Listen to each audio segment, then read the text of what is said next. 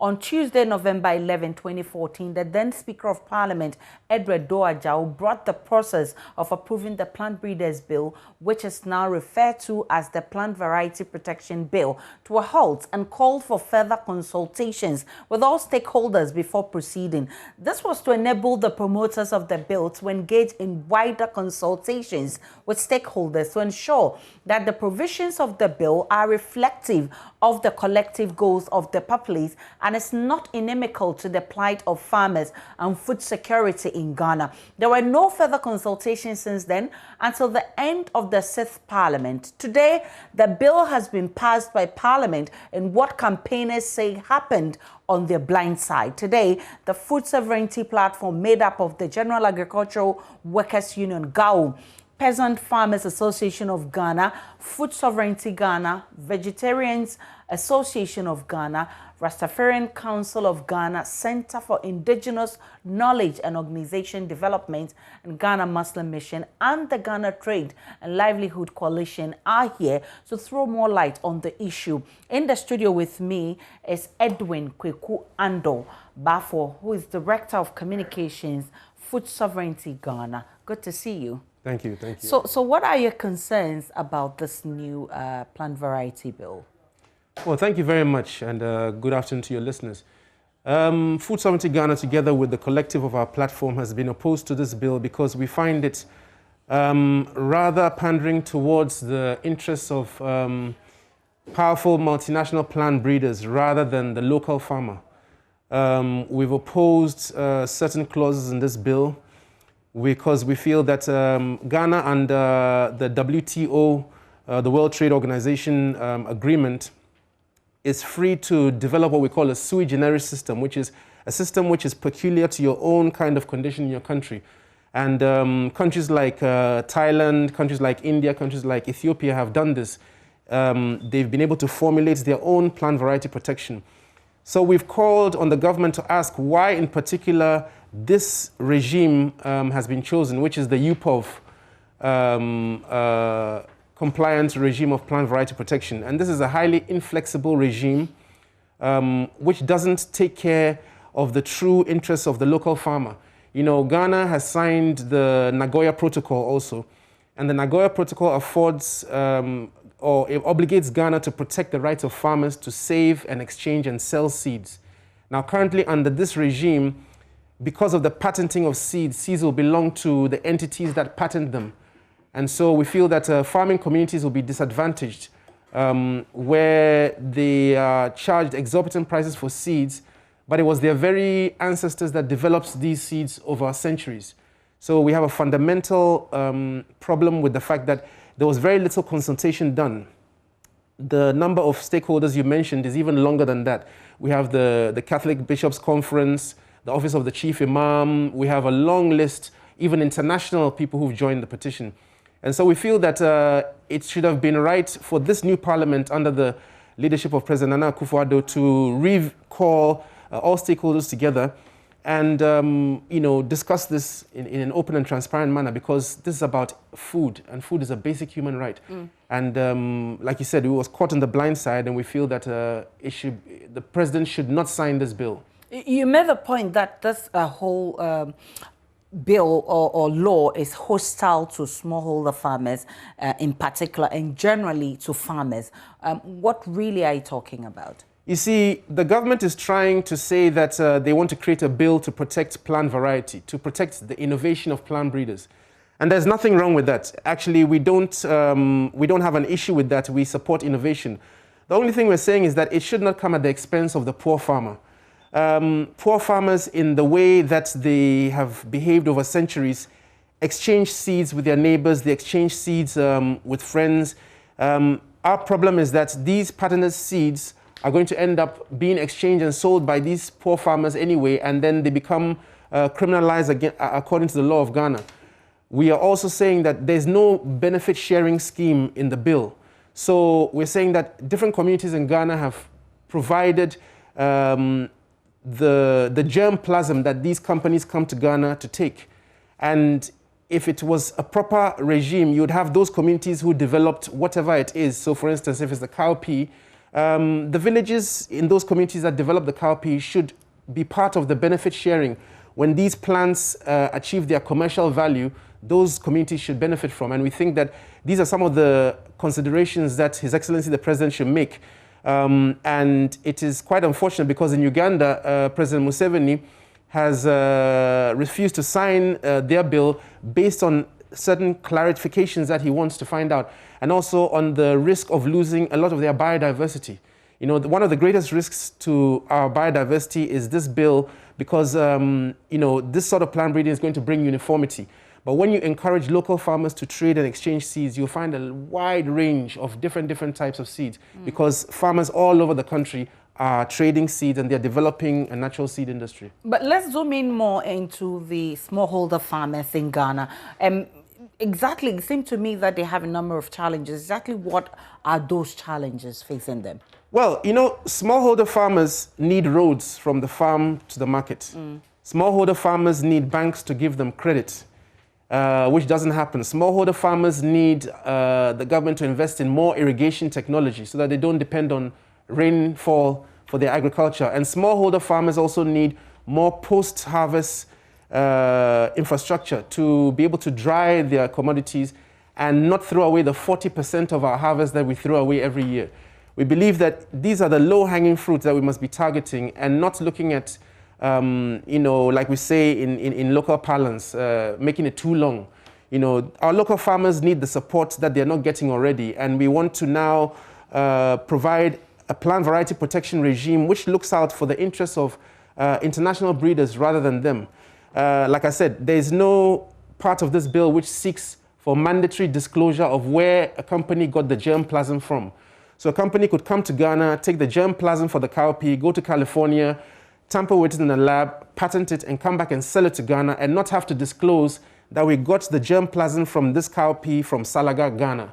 And we feel that that is wrong. And this is why we are calling on the highest office of the land, His Excellency President Nana Dankwa Akufo-Addo, not to assent to the bill, not to sign this bill. He's the last man standing. He's the one who will determine the future for plant breeding in Ghana and the future of our biodiversity. And we feel that this plant breeders bill, rather than liberating farmers, is going to put them into a regime which depends more heavily on the value chain of agribusiness. So what should have been the ideal situation? Because you talk about how the thing was passed at your blind side. So definitely you were expecting some consultations to happen with you before the bill was passed into law? Yes, certainly, because as one of the original petitioners to the bill in 2013, we felt that we would be invited to any you know, interaction with the government on this issue. And we were informed on the second day of a workshop that was held by the Registrar General's Department. We were informed by our colleagues on the Peasant Farmers Association that there was such a workshop going on. So we attended the second day and we registered our disappointment that we should have at least been invited. And so further to that, the Registrar General's Office and the Ministry of Trade invited us to a seminar where we were not allowed to voice any more opinions. We were rather just shown what it is that they're going to do. And since then, none of the changes that we were proposing for seem to have been incorporated.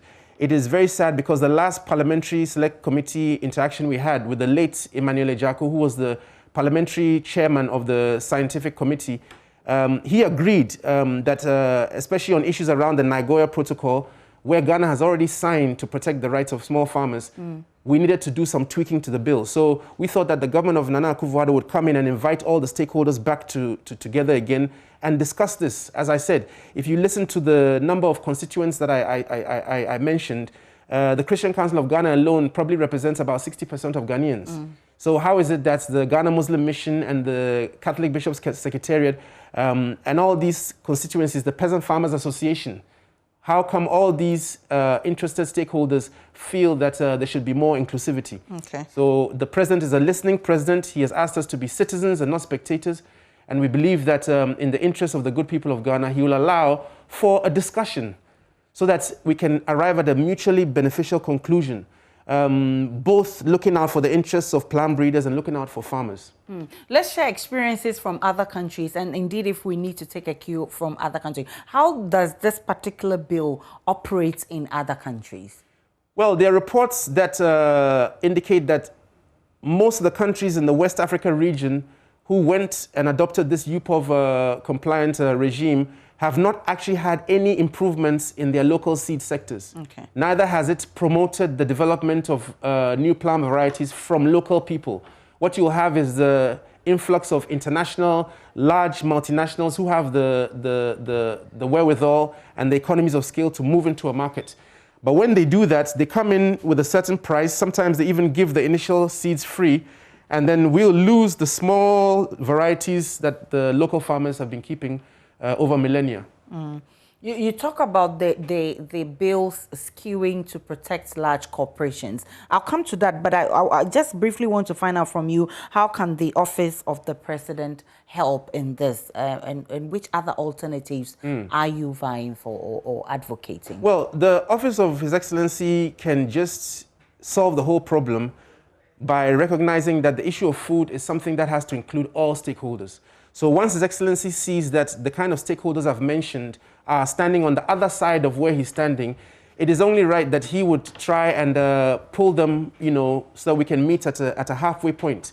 And that can be done through discussion. We are civil society organizations. We've approached this whole opposition to this plant breeders bill in a very civil manner. So it should be no reason that he can't call us to have a discussion, and then they can take a decision. But at least listen to all sides. Don't let us hear about an issue that we're supposed to be involved in from a third party and have to sort of force our way into the conference. And then the next time you call us, you basically sit down, invite us to lunch and show us the bill, and I rather justify that it is happening in other countries, so it should be okay for us. Are you worried because you were not consulted, or indeed there's something wrong with the law in its state now? I mean, what are the dangers to biodiversity and food sovereignty as the law is now? Well, like I'm saying, for instance, right now, there's no benefit sharing scheme, like I've said, in this regime. So any region in Ghana whose forebears and ancestors developed a product, let's say, for instance, alunguntungu, I'm using an example. And now that we know that alunguntungu has some anti-carcinogenic properties, somebody comes to Ghana, likes Ghana's alunguntungu, goes to a lab, tweaks it a bit and patents it and comes back with that same seed.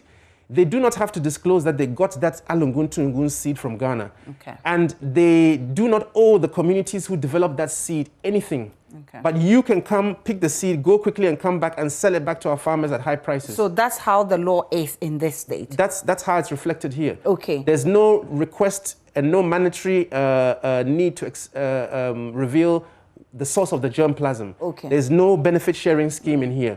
Farmers still cannot save and exchange the seeds. And seeds are common goods, just like the rainfall, the sunshine, the land. We live in a social community. So you cannot introduce that very highly Western capitalistic, model into these villages and into the lives of these people. And 60% of our people are involved in agriculture. So you're advocating that all of these clauses be put in the law, or exactly? We're advocating that there should be some tweaking to the bill. That, for instance, we've had a problem with clause 21, is it 21 or 23, which talks about the independence of the plant breeders' rights where it concerns the Constitution of Ghana. We understand that wording to mean that if a plant breeder comes to Ghana and something happens to happen with the products they bring, the laws in Ghana cannot reach and take remedy for any ills that we may want to cover.